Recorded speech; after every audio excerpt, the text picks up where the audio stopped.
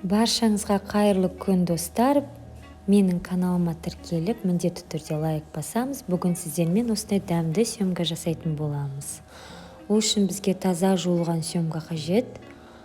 Маринаттауға 1 шай қасықтың 3-тен 1 бөлігі қызыл бұрыш, қара бұрыш, тұз және паприка қажет. Үстіне зәйтүн майын қосып, осылай жақсылап араластырамыз. Жақсылап араластырып болғаннан кейін сөмгамыздың үстіне жағып шығамыз біркелкі етіп.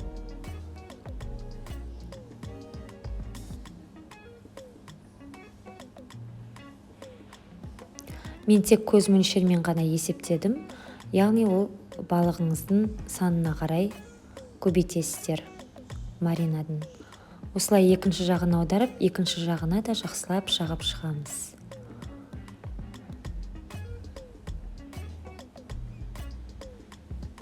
Енді қызып тұрған 180 градус пеште біз 15 минут пісіріп аламыз. Балығымызды 10 минут бетін фолькамен жауып пісіріп аламыз. Сосын фолькасын алып, тағы да 5 минут пісіреміз. Барлығы 15 минутта. Енді соусын дайындаймыз. Сол үшін бізге 3 шай қасық осындай қаймақ, жарты сарымсақ күштен өткіземіз. Осылай тұз, қара бұрыш себеміз. Және де ас көкті кішкене сеуіп, соусымызды жақсылап араластырамыз. Біздің соусымыз дайын. Бұл кез келген тағаммен жақсы үйлеседі бұл соус. Енді салатымызды дайындаймыз. Сол үшін бізге жарты баклажан қуырылған, болгар бұрышын осылай тураймыз. Қызанағымызды тура осылай турап шығамыз. Бұл салаттың рецептісі менің каналымда бар. 25 минутта дайындалады деген салат, тәбет ашар салаты деген.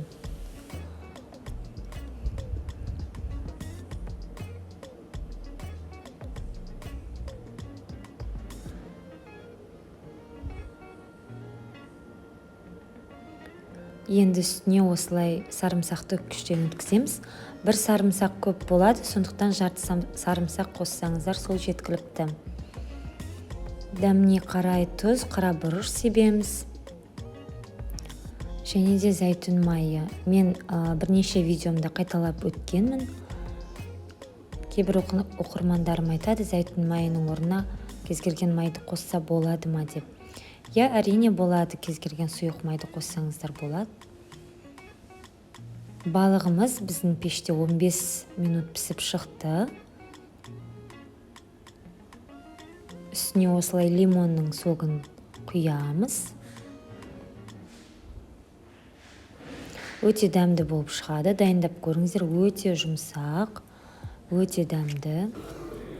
Кез келген гарнирді жанына қойсаңыздар болады. Мен де бүгін күрішпен жасадым. Күріш балықпен жақсы үйлеседі. Осылай соусын құямыз. Бізде сөмгамыз өте дәмді, өте керемет шықты. Жасап көріңіздер. Сіздермен болған Ақбота.